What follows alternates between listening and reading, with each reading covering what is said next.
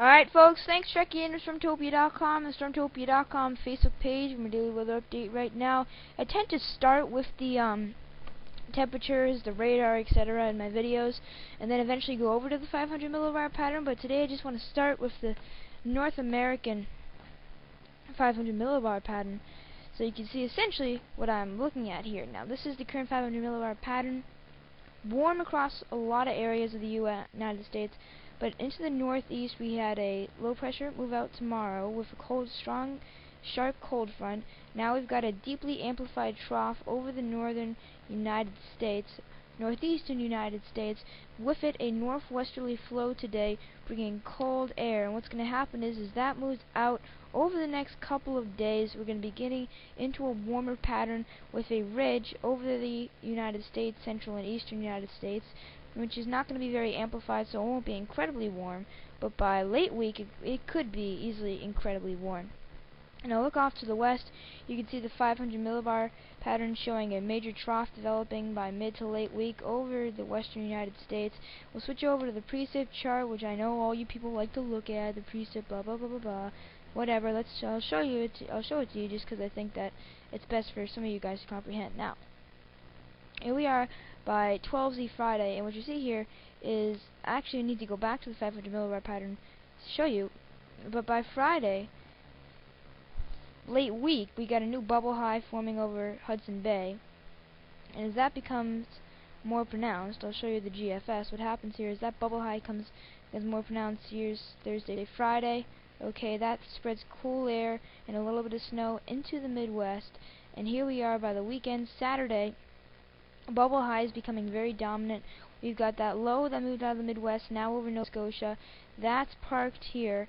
We've got the bubble high here, okay, and these combine for a northwesterly flow for Monday weekend, bringing cooler air in. So you go back to the 500 millibar pattern. I just like switching in between the two because they both tell a story, what's going on widely across North America and how it affects us here at home. So we go into the weekend. You see here's the low pressure over Nova Scotia. That's just bringing in a northwesterly flow for Saturday and for Sunday. Look at this. This is Saturday's map, and this is Sunday's map. What do you notice about the differences? I don't notice much of a difference. Let's go back to the maps here. Alright, now, into early next week, what essentially is going to be happening is pretty good flex of warmth conventional United States, but at that point the 500 millibar pattern wants to depict a very deep trough by early next week, and that trough really starts to take over. A lot of snow showers over the Pacific Northwest portion of the country, and then we get this trough in here, right? The Aleutian shortwaves try to come around that trough, dig back up, move like this, and then precipitation overspreads a large portion of the country early to mid next week. Lots of disagreements amongst the guidance in terms of timing.